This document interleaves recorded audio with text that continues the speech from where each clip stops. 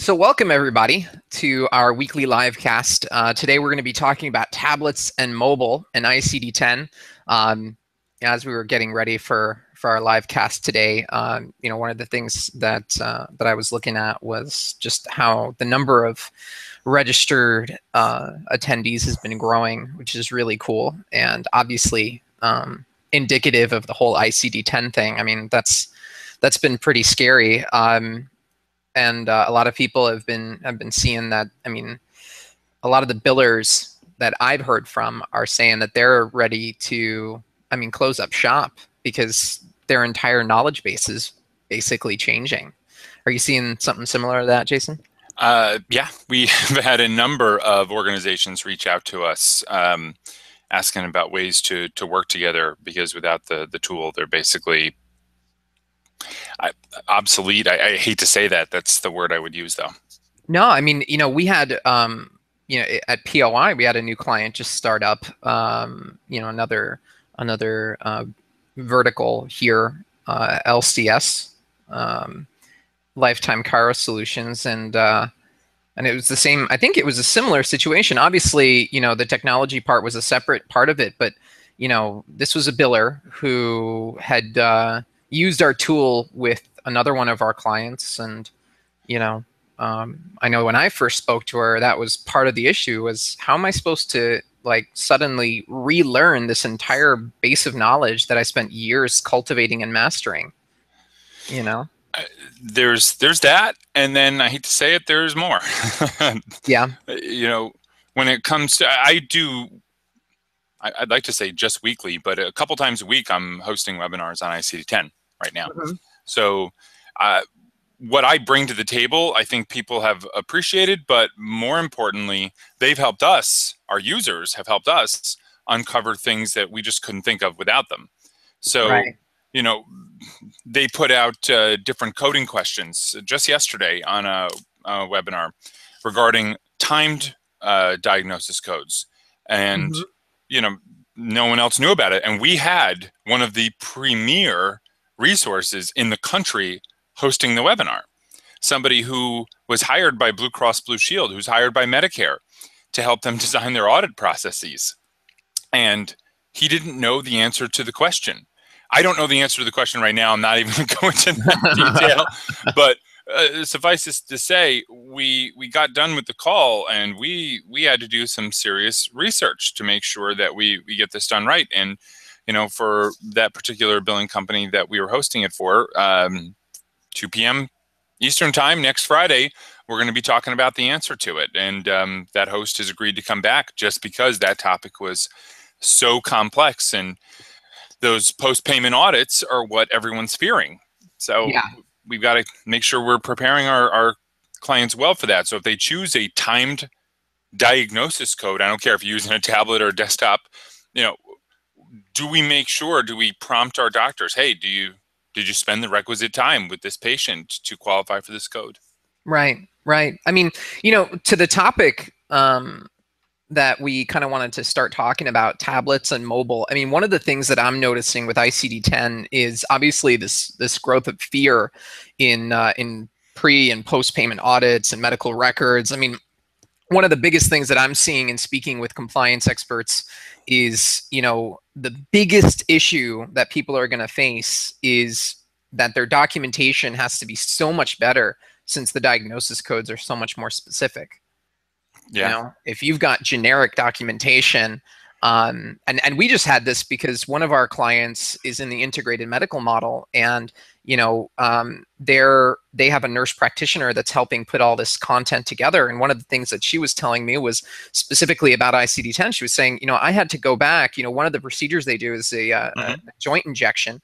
And, they do multiple kinds of joint injections, and they had been very specific in ICD-9, but she said the narratives have gotten twice as complex and twice as large as a result of this. And, one of the concerns is that I'm going to have to be on a computer, and by virtue of doing that, I'm going to be facing away from the patient more and more.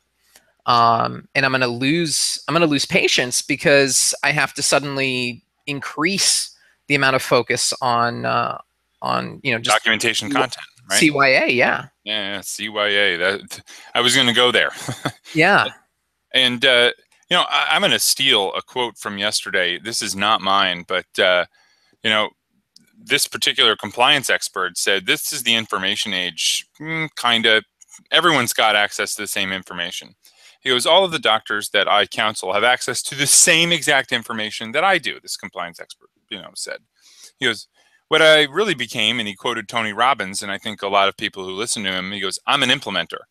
I will help you implement this to make that part that you just discussed, the part that every single doctor hates passionately, documentation and anything that pulls them away in the moment when they're actually interacting with their patient and treating their patient. Right. I can help reduce that or mitigate that." He goes, "Eliminate, no. Reduce, yes." Yeah, I was going to say, yeah. Yeah, guide you through those murky waters to help you spend the least amount of time possible doing that. And that's one of the reasons why we're talking about mobile technology today, right? Yeah, I mean, when part of it is implementation, and one of the things that really comes up regularly is, how do I maximize my time with my patient while at the same time everything around me is working towards minimizing that and making me spend all my time in the time between my patients.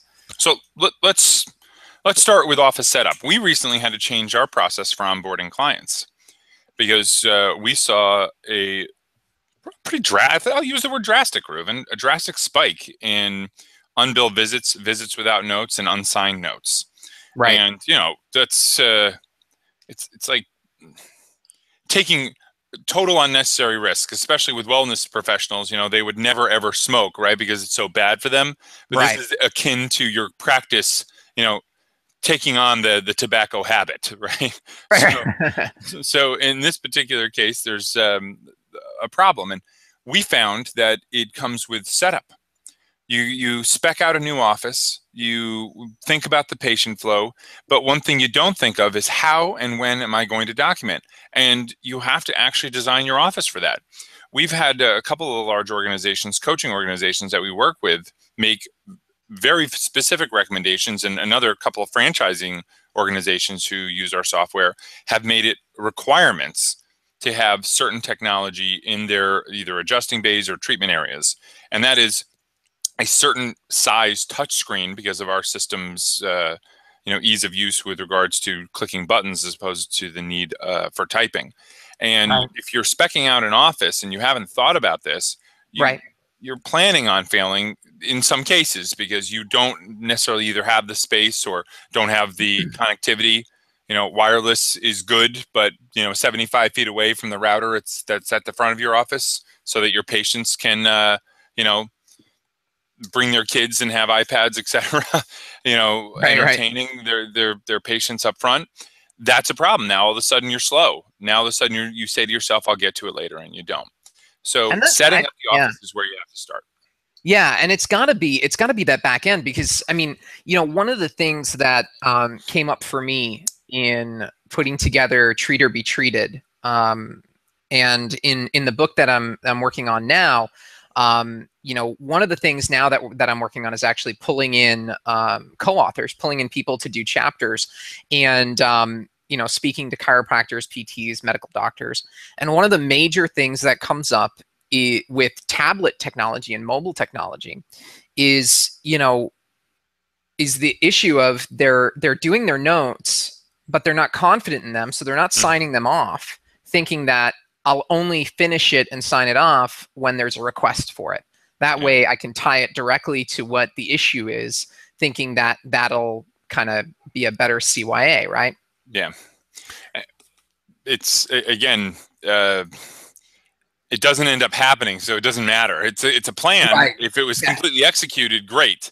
But, kids' soccer games, I could list 1,000 things that are going to happen that pull you in different directions. But there's also the tech issue. I mean, if you're using a truly compliant and accurate system, I mean, even in the case of Vericle, where it ties dates to when you take actions. So if I'm signing off on my medical records after I get requests for them, and way after the date of service, when in most cases the rules are that you need to do it within 24 hours of the date of service.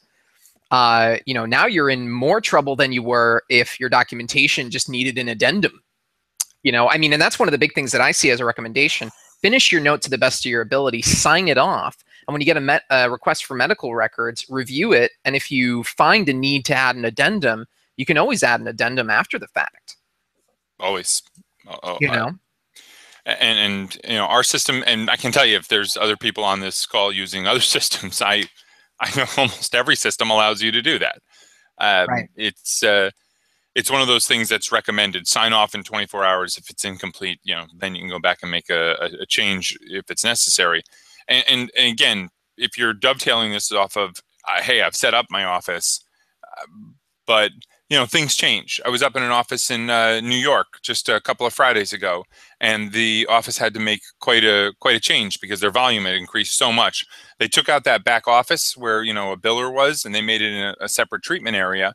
And so they had to rethink, and they were asking me about mobile technology. And I said, all right, if you've got a kiosk, let's just say, where forget the fact that we're going to talk about what mobile technology can and can't do. Let's just talk about the physical aspect of this, where you've got an iPad, very, very popular, right? And how are you going to hold it?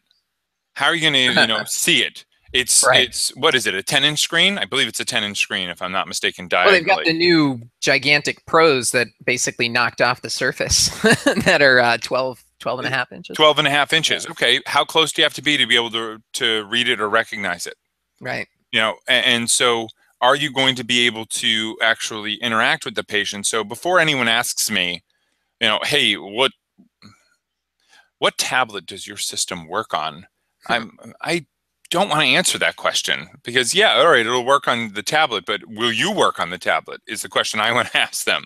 Right. How are you going to have this set up so when you're treating a patient, you're actually going to do it at the time of service? And more times than not, and it does happen, we see that mounting a larger touchscreen has been the answer that's worked for most of our practices. Yeah, well, you think about also prepping for shifts, right? I mean, one of the most popular things I see and the most effective things I see across specialties is when staff members get together, 10, 15, 20 minutes before a shift begins, the huddle, and looks at a big screen. I mean, we were looking at this at a practice in Las Vegas maybe a year and a half ago, and they have a big screen, and they gather around it. They pull up their patient. They pull up their schedule for the day, and they look at the patients. They go over the patients together. I mean, it makes so much more sense. The only other thing that I notice that that's really indicative of how poorly a lot of practices prepare for this is they say, well, I think it's going to work. Therefore, starting Monday, this is all we're going to do. In other words, I approach this the way I approach starting my business, which is I'm burning the boats, and this better work. But that's not always. I mean, it's true that if you want something to succeed, that's the best way to do it. But not always. It's not always necessary. Not always. You're right. I mean, Cortez had to burn the boats, but in this situation, you do have options, right? Satellite offices. I've got a very high volume doctor that opened up a satellite office, and he wanted to keep his costs low. Right. So his volume is low in the new location. He took his iPad from his 7-year-old, I kid you not, and he brought it over to the new location, used his mobile hotspot, documented. Reuven, who would coach him not to do that? It's fantastic. But if he gets this location rocking and rolling like his original location, that tablet will soon be outdated. All right. So it's not going to stay with the speed that he needs. It needs to stay plugged in. They don't run forever. Right. And the need for these things to remain on, bright, because you've got lights on in the office. You have to be able to read it, and connected. I don't know how much time these things have, but those run times of 3 to 4 hours, something like that, you're going to have to plug that thing back in. Yeah, you can usually, I mean, I know that, most of the practices that I coach are, chiropractors, physical therapies, and therapists, and, those shifts tend to last 3, 4, 5 hours. And, sometimes you'll get the lifespan of a tablet out of that. But I think the thing that I'm seeing is being the most effective. I mean, one of the big questions is, what device should I get? Bottom line, if I'm going to go mobile, because I want to maximize my FaceTime with the patient, so I'm not looking away from them all the time. Yep. One of the big things that I see and that I recommend is that Microsoft Surface tablet. I mean, it's a fantastic device. It has that ability to extend lifespan because it functions as a laptop, so you're not limited to the battery life of a prefab device like an Apple device. And you're not limited to apps that crash all the time. That was one of the biggest things that I noticed about other products out there, any products out there really that have a mobile application. I mean, it's something that we're working on right now. It's a mobile application that supports our different products, including Verical. And, one of the big things is, how do we avoid the all too common crashing of apps? Yep. And that happens. I mean, right now, if someone's using it, they're using it via a browser, right? And right. If it's they're even less stable. Yes, the point I was going to make. It's a phone processor in an iPad, all right, that you're trying to use as a tablet. When you mention a Surface, now we're talking about a legitimate processor. Right. Now we're talking about speeds that can happen. But again, you're still talking wireless connectivity, which is never going to be as fast in ideal situations anyway. It could be, but in most situations, they're not ideal. You don't have direct lines of sight from you to the router. And in this situation that I've visited, 5 dozen practices, they're never ideal situations. So connectivity speeds, in addition to slower processors, are going to make page load times a little bit slower, and that can actually affect a high volume practice. Yeah, I mean, in those cases, definitely, you're looking at, you want to look at faster internet speed, faster upload, download. I mean, one of the coolest things that I notice now is that the Verizon Fios having that matching the download to upload speeds. Yeah. Especially when you're talking about updating medical records, updating patient accounts, where you're not just downloading information and displaying it on a screen. You're actually making changes and having that sent back to a server. People don't, and for good reason. I mean, you want to focus on the clinical side, but people don't always recognize the amount of complexity that goes into a software that deals with practice management. There's so much data. And we don't want them to, right? We don't want them to. The purpose is to keep them focused on their patients. And, the recommendations that we make, best practice would definitely be to have a regular computer, whether or not it's a laptop on a cart or an all-in-one hanging from a wall. I mean, that's your best practice. If you are going to get a tablet, you're going to want to get something with a processor that's not just an iPhone processor or an Android processor. You want to make sure that you get something that actually has the speed necessary. And internet connections are going to vary. And so we do recommend, if you are one of our clients, get with us. We'll teach you how to check the speed of your internet connection from the source as well as from where you're treating. Right. So we can help you understand whether or not the latency caused by that lack of internet connection is going to affect you. Yeah, absolutely. I mean, one of the things that we recently started talking about was actually diagramming this, blueprinting this. And one of the things that we're doing now is with the recent release of Treat or Be Treated, for everybody that gets a copy of that book, we're going to be putting together, this is especially important for those people who are coaching practices, consulting practices, and those practices start asking you a question, how do I actually get this done? And you're not an IT person, and you don't want to be, but you do want to have the combination of that logistic and IT expertise telling you how to set this up. Because we're recommending right now the Microsoft Surface as the ideal situation, and then the hanging wall thing. So we're going to be sending out blueprints, basically, that diagram, kind of like an IKEA thing that tells you how to build that piece of furniture, or I'm sorry, assemble that piece of furniture. Thank you. I've been I've been corrected repeatedly over the years. It's not building unless you chop down the tree yourself. Yeah. But it'll tell you how to assemble all that in your office so that you can, maintain connectivity, maximize wireless connectivity and all that. So that's definitely something to look out for. I mean, in going to offices, I mean, it's something that we deal with all the time. Practices say, how should I set this up? How should I have this? And then it's basically, all right, well, where are your wireless, where are your routers? Do you need an extender for your connectivity? Do you need, stronger internet connection? All that stuff plays a role. Yeah. And most people don't think about this as part of their practice management preparation, right? When they're speccing out their office. And so this can be done after the fact. You can actually, go in there, put in something that's not ideal, and then you can change it. It's usually a little bit more frustrating to do it that way, but sometimes it's necessary financially. I mean, it's not always easy. You think about, I mean, we have, I don't know if he's on, but one of our coaches, Charlie, who recently got a Surface to replace his old laptop.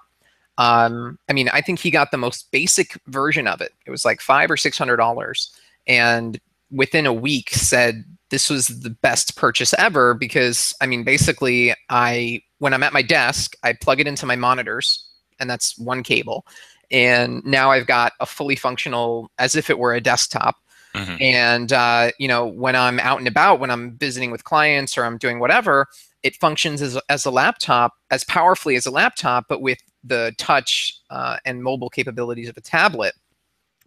And, yeah, it can be frustrating to have to get, 2 or 3 of those, after the fact when finances allow for it. But sometimes it's just a reality. You can't afford it. What are you going to do?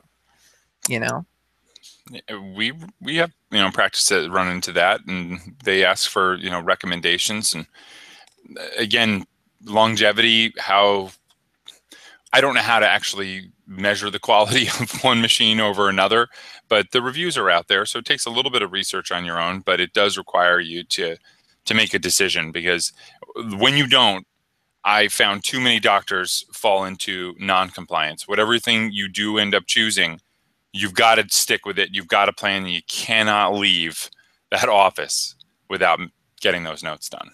Yeah, you can't. I mean, with ICD-10, it's so specific, and your documentation, I'm seeing it all the time. You look at notes from doctors, and they're so generic. Patient had left arm pain, and so I did, X, Y, and Z, and their pain was an 8 from 1 to 10, and then the diagnosis code is more specific than that. If somebody requests a medical record from you, they're going to say, how did you know that this is what was wrong with them? You never ask them if they got pulled through a jet engine. Yeah. Good example. Bad example. but a real code. And, that's how ridiculously specific these things are. It's incredible.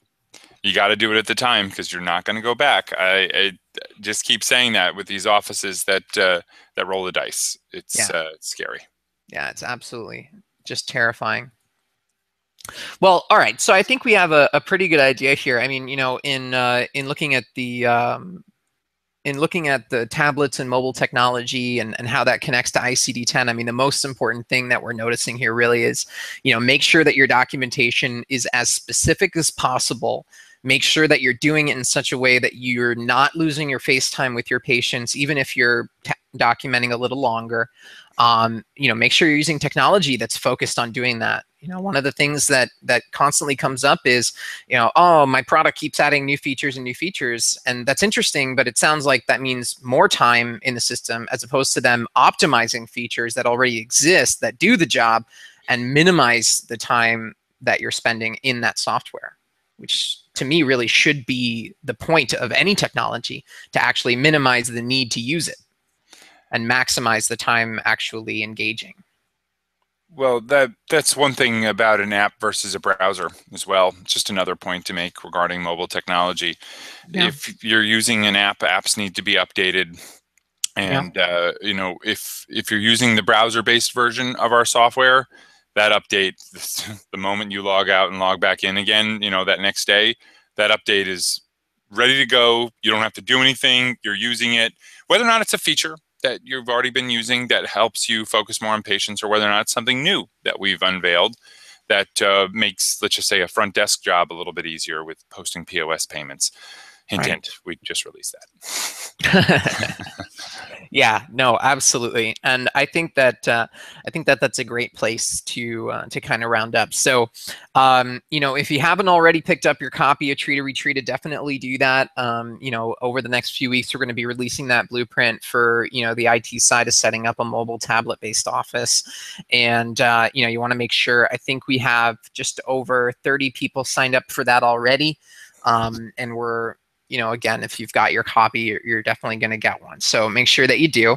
And so next week, I think, you know, we're going to continue adjustment-based chiropractic office. You know, a lot of the chiropractors in that industry now are trying to say, are trying to move away from insurance, or trying to say basically we're a fee for service. We don't want to deal with insurance. And it'd be interesting to talk about the pros and cons of that approach and how that can benefit or not benefit you and the entire specialty. Yeah. So I think that'll be an interesting topic of discussion for next week. So great. So Jason, thanks. And if you want to catch us on YouTube, our replay will be up there probably within the next 10 or 15 minutes. Take care, guys. Thank you.